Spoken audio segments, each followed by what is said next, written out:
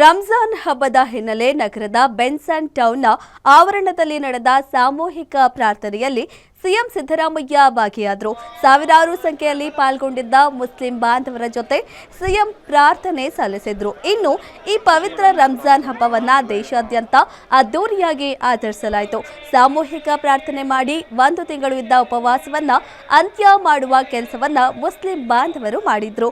ಹೊಸ ಬಟ್ಟೆ ಧರಿಸಿ ಪರಸ್ಪರ ಶುಭಾಶಯ ವಿನಿಮಯ ಮಾಡಿಕೊಂಡು ಶಾಂತಿ ಮತ್ತು ಸಮೃದ್ಧಿಗಾಗಿ ಪ್ರಾರ್ಥಿಸಿದ್ರು. ಮಸೀದಿಗಳಲ್ಲಿ ಹಾಗೂ ಈದ್ಗಾ ಮೈದಾನಗಳಲ್ಲಿ ಸಮಾಜದ ಎಲ್ಲಾ ವರ್ಗದ ಜನರು ಭಾಗವಹಿಸಿದ್ರು. ಬಡವರಿಗೆ ಆಹಾರ, ಬಟ್ಟೆ ಮತ್ತು ಹಣವನ್ನ ವಿತರಿಸುವ ಮೂಲಕ ಸಹಾನುಭೂತಿ ಮತ್ತು ಮಾನವೀಯ ಮೌಲ್ಯಗಳನ್ನು ಸಾರಲಾಯಿತು.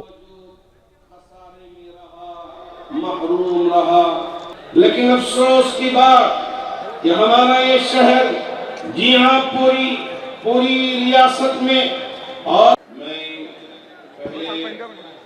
पहले इधर दहने जाली है उस तरफ के अखबार से कहूँगा जरा हाथ उठा के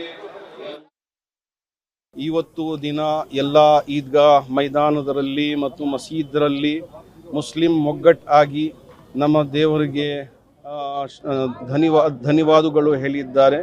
ಆವಾಗ ನಮ್ಮ ಕಡೆಯಿಂದ ಒಂದು ಮೆಸೇಜ್ ಎಲ್ಲ ಪೂರ್ತಿ ಮುಸ್ಲಿಂ ಕಮ್ಯುನಿಟಿ ಮತ್ತು ನಮ್ಮ ಹಿಂದೂ ಸಮಾಜ್ಗೆ ಎಲ್ಲರಿಗೆ ಹೇಳಿದ್ದೀನಿ, ಏನಂದರೆ ಎಲ್ಲರೂ ಒಗ್ಗಟ್ಟಾಗಿ ಇರಬೇಕು.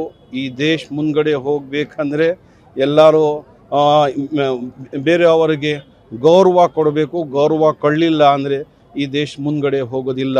ನಮ್ಮ ದೇಶದಲ್ಲಿ ಎಜುಕೇಷನ್ ಇಲ್ಲ, ಅದಕ್ಕೆ ನಾವು ಏನು ಮಾಡಬೇಕು, ಯಾವ ಜಾಬ್ಲೆಸ್ ಇದ್ದಾರೆ ಅವ್ರಿಗೆ ಸ್ವಲ್ಪ ನೋಡಿಬಿಟ್ಟು ಅವ್ರಿಗೆ ಜಾಬ್ ಕೊಡಬೇಕು, ಜಾಬ್ ಅವ್ರಿಗೆ ಸಿಗಬೇಕು. ಆ ಥರ ನಾವು ಒಳ್ಳೇದು ಮಾಡಬೇಕು. ಇವಾಗ ಹಾಸ್ಪಿಟಲ್